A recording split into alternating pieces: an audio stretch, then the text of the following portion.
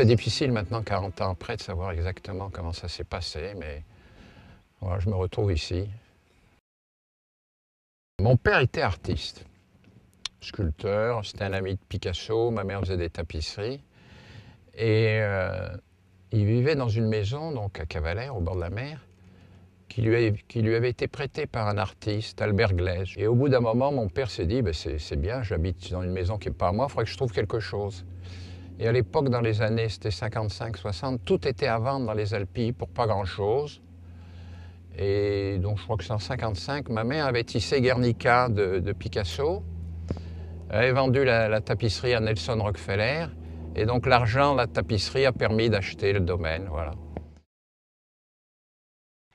Mon père se demandait ce qu'on pourrait faire de toutes ces terres. Et c'est lui qui a pensé à un moment donné qu'on pouvait faire du vin à Trévalon. Et donc dans les années 60, en 73, j'ai arrêté des études d'architecture que je faisais à Paris.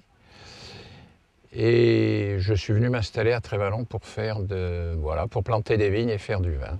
J'ai envoyé une lettre à mon père, je me souviens toute ma vie, quand il était en colère, il me voyait, donc il m'a répondu par retour du courrier, il m'a dit « Cher Éloi, je vous interdis de venir faire du vin à Trévalon, on n'abandonne pas quelque chose qu'on a commencé. » Et donc je suis quand même venu, les relations étaient un peu tendues au début, même très tendues, puis finalement ça s'est arrangé, il a vu que ce qu'on faisait était bien.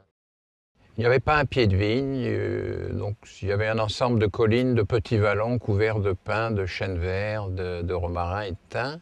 Toutes les vignes ont été plantées sur des terrains qui ont été défrichés, donc des terrains complètement vierges de tout produit chimique. Premier vin, je me dis, c'est quand même meilleur que ce que font les autres, donc je vais le vendre 3 fois plus cher. Et puis au bout de 2 mois, je n'avais pas vendu une bouteille de vin, donc je commence à m'inquiéter.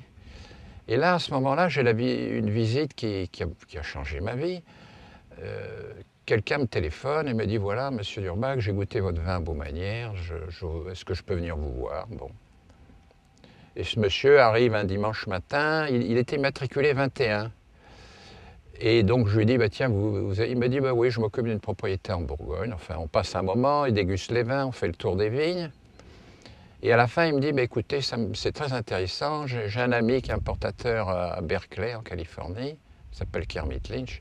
Je reviens dans 15 jours avec lui. » Et puis je le raccompagne à sa voiture et je lui dis « Mais vous êtes où ?» Mais il m'a dit « Je suis Aubert de Vilaine, gérant de domaine Norman et Conti. » Donc Aubert de Vilaine revient 15 jours après, il me présente Kermit Lynch.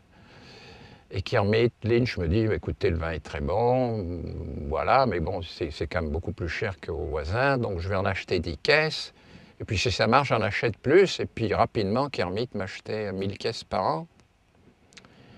Et Kermit le fait goûter à Parker, donc c'était dans les années 90. Et Parker dit « Voilà, c'est une des plus grandes découvertes de ma vie, le domaine de Trévalon. » Et c'est un peu ça qui a lancé Trévalon dans le monde entier, quoi. J'ai toujours pensé que le vin était une chose simple. Donc il n'y a pas vraiment de technique compliquée, c'est-à-dire que le raisin n'est pas égrappé à Trévalon. On n'utilise pas de levure, on vinifie les rouges sans soufre, on intervient très peu. Il y a très peu de contrôle de température, très peu de soutirage. Les vins vieillissent assez longtemps, on les clarifie au blanc d'œuf, on ne fait pas de filtration. Voilà, c'est d'une simplicité biblique. La culture de la vigne, c'est très naturel. Donc on laboure les vignes, c'est très traditionnel. On met du compost, on utilise des huiles essentielles, des extraits de plantes, un peu de soufre, de la silice. Enfin voilà, on fait le minimum. À la fin de son existence, mon père souffrait un peu, il avait un cancer et donc il était un peu, pas dépressif, mais dans une phase où il faisait plus grand-chose. Et j'ai eu envie de le motiver et un jour donc, je lui ai porté des affiches qui étaient des affiches d'une étiquette de Trévalon. J'ai acheté 2 boîtes de crayons de couleur et je lui ai demandé de me faire des étiquettes. Et c'était une manière pour moi, c'était une manière de lui rendre hommage, parce que finalement c'est lui qui avait eu l'idée, qui avait toujours pensé qu'on pouvait créer un vignoble à Trévalon. Et je lui ai dit, quand je lui ai demandé, je lui ai dit, ben voilà papa, comme ça, vos étiquettes, elles font le tour du monde avec les bouteilles. Et donc l'idée lui plaisait beaucoup parce que c'était un artiste, mais plutôt artisan. Donc il a toujours pensé que l'art devait être lié au quotidien. 97, qui était une année assez simple, bon, on a choisi une étiquette où il y avait une seule couleur. 2001, qui est un peu un millésime exubérant, riche. C'est une étiquette où il y a beaucoup de couleurs, où ça part dans tous les sens. 2003, qui est une année solaire, on a cherché une étiquette où il y avait des couleurs solaires, donc il y a un orangé rouge presque brûlant. On a commencé en 96, donc la dernière étiquette de Trévalon qui est sortie, c'est pour les 2009. Donc voilà, il en reste une trentaine, dont une partie n'est pas exploitable, mais au moins une bonne quinzaine. Donc il y en a au moins pour 15 ans. Bon, je ne sais pas si je ferai encore du vin dans 15 ans, ce sera peut-être mes enfants, ils auront envie de faire autre chose. Enfin voilà, ben, il y en a encore pour quelques années.